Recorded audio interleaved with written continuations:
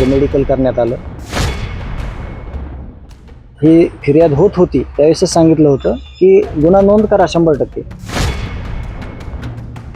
ही फिर्याद सकाळी 4:57 झाली. 1:30 वाजता माझं मेडिकल करण्यात आलं. कारण का मी ही फिर्याद होत होती त्यावेळेसच सांगितलं होतं की गुन्हा नोंद करा 100%, परंतु व्हेरिफिकेशन करा, व्हेरीफाय करा. परंतु तसं न होता घाई कशाची झाली होती हे मला माहीत नाही. आणि शेवटी तुम्ही बघितलं की आत्ता प्रेस नोट आली की हे जे गुन्हे झालेले ते म्हणजे व्हेरीफाय न करता झालेले आहेत, म्हणून त्यांनी प्रेस नोट काढली आणि प्रेस नोट काढून सगळ्यांना सांगितलं की ह्याचा योग्य तपास होईल आणि हे आत्ता तात्पुरती हे जे काही माहिती दिलेली आहे ती खोटी आहे असं त्यांनी तक्रार काय होती? नेमकी तक्रार काय होती? आमची तक्रार अशी होती की आम्ही रात्री शेतकरी राजा या हॉटेलवर फॅमिली सेक्शनला रविराज साबळे माझे मित्र आणि आम्ही तिथं थांबलो होतो. आणि त्यावेळेस काही तिथं चुकीचे प्रकार घडले होते, जी इन्फॉर्मेशन आम्ही केज पोलीस स्टेशनची PI यांना दिली होती. मग त्याच्यानंतर पोलीसची गाडी आली. त्याच्यानंतर जे काही प्रकार घडले ते मी सगळं सविस्तर सांगितलं होतं. आणि इन्व्हेस्टिगेशन अधिकारी आहेत त्यांच्यावर माझा भरोसा होता. त्यांना मी सांगितलं की हे सगळं व्हेरीफाय करून करा, परंतु त्याच्यामध्ये गडबड झाली. त्यांनी सकाळ उजडू न देता रात्री 4:57 गुन्हा नोंद केला. आणि मी आज सकाळी SP ऑफिसला आलो दुपारी आणि पुन्हा बीड ग्रामीणला इथं मी दुपारपासून आहे.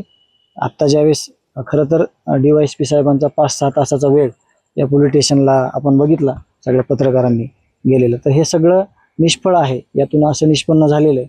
त्यामुळे येणाऱ्या काळामध्ये त्यांना आम्ही अशी विनंती केली की खोटी तक्रार घेताना किंवा करताना व्हेरिफिकेशन करा. आणि मी तेच सांगत होतो, परंतु त्यांनी व्हेरिफिकेशन न करता गुन्हा नोंद केला होता माझ्यावर, तो आता मागे घेण्यात आला. मात्र तुम्ही देखील फिर्याद दिलेली होती. तुमची काय फिर्याद होती आणि नेमकं तिथं काय घडलं? तिथं जी परिस्थिती झाली त्याची मी इन्फॉर्मेशन दिली होती फक्त, की इथं अशी अशी परिस्थिती आहे, ती हाताबाहेर जाऊ नये किंवा तिथं काही गैरप्रकार घडू नये म्हणून मी PI साहेबांना इन्फॉर्मेशन दिली. त्यांनी माझ्या मी रात्री सांगत होतो, अंगरक्षक सांगत होते की धनंजय भैया गाडीच्या खालीच उतरले नाहीत तर बाकीच्या काही गोष्टी घडायचा प्रश्नच येत नाही. आणि आम्ही सांगत होतो की CCTV फुटेज बघा, परंतु तसं न होता गुन्हा नोंद झाला होता.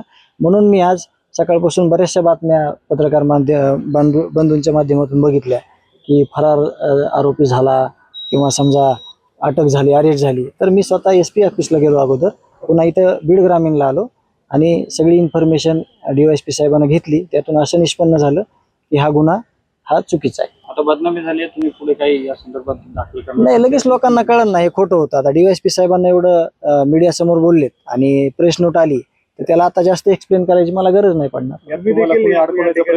नाही, ह्याच्यामध्ये डिटेल मी आपल्या राज्याचे गृहमंत्री, माझ्याकडे चुकीचे FIR झालेले 7-8 FIR आहेत, हे सगळं मी सविस्तर त्यांच्याकडे नेऊन देणार आहे. त्यावरती निर्णय घेतील काय. नक्कीच तुम्ही दुपारी आता इथं आल्यानंतर म्हणला होता की धनंजय मुंडे यांच्यावर म्हणजे FIR दाखल करते, त्यांनी गोळीबार केला असं सांगितलं. जे त्यांनी मला जे काही गोष्टी विचारल्या आणि मी सांगितल्या, ज्या कागदावर आल्या ते मी तुम्हाला सांगितल्या, ज्या नाही आल्या ते मी तुम्हाला कशाला सांगू. बीड येथील ग्रामीण पोलीस स्टेशनच्या हद्दीमध्ये एक खळबळजनक गुन्हा दाखल करण्यात आला होता. समाधान खिंडकर यांच्या फिर्यादीवरून मयत सरपंच संतोष देशमुख यांचे बंधू धनंजय देशमुख यांच्यावरती हा गुन्हा दाखल करण्यात आला होता. आणि त्याच्यामध्ये आरोप करण्यात आला होता की धनंजय देशमुख यांनी संबंधित फिर्यादीच्या कानपाटीवरती पिस्तूल ठेवून त्यांना धमकावलं, जी माझी धमकी दिली, अशा प्रकारचा हा गुन्हा होता. अतिशय गंभीर स्वरूपाचा गुन्हा असल्याने गुन्हा तात्काळ नोंद करण्यात आला होता. मात्र दुसऱ्या बाजूने धनंजय देशमुखने देखील संबंधित व्यक्तीवरती देखील गुन्हा दाखल केल्याचं देखील समोर आलं. आणि परस्पर विरोधामध्ये दोघांच्या तक्रारीवरून जिल्ह्यामध्ये पुन्हा एकदा खळबळ उडाली.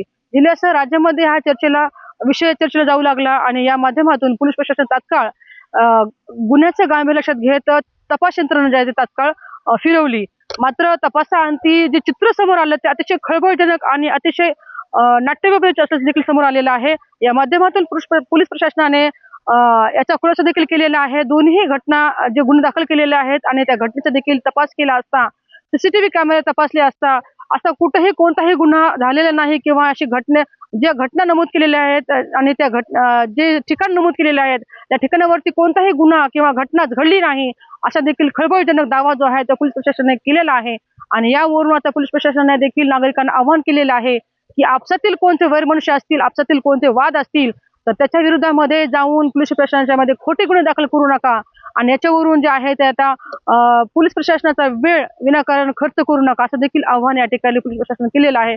मात्र दुसऱ्या बाजूने बघायला गेलं तर नेमकं हे प्रकरण का झालं असावं, धनंजय देशमुख यांनी समाधान खेडकरवरती गुन्हा का दाखल केला असावा आणि याच्या विरोधामध्ये जाऊन समाधान खेडकर यांनी धनंजय देशमुख वरती गुन्हा का दाखल करण्यात आला असावा आणि दोघांनी अतिशय गंभीर स्वरूपाचे गुन्हे एकमेकांवरती का दाखल केले असावे, याच देखील आता सध्याला परिस्थिती चित्र जे आहे ते निरुत्तर आहे, प्रश्न निरुत्तर आहेत. मात्र पोलीस प्रशासन या सर्व परिस्थितीवर आता सखोल चौकशी करण्याचं देखील सांगितलं आलेलं आहे आणि अशा गोष्टी परत व्हायला नको म्हणून देखील जे आहे ते खबरदारी घेण्यात यावी असं देखील नागरिकांना आव्हान या माध्यमातून करण्यात आलेलं आहे. मात्र सध्या पाहायला गेलं तर आपण धनंजय देशमुख यांनी वारंवार संतोष देशमुख यांच्या हत्येच्या अनुषंगाने आवाज उचललेला आहे.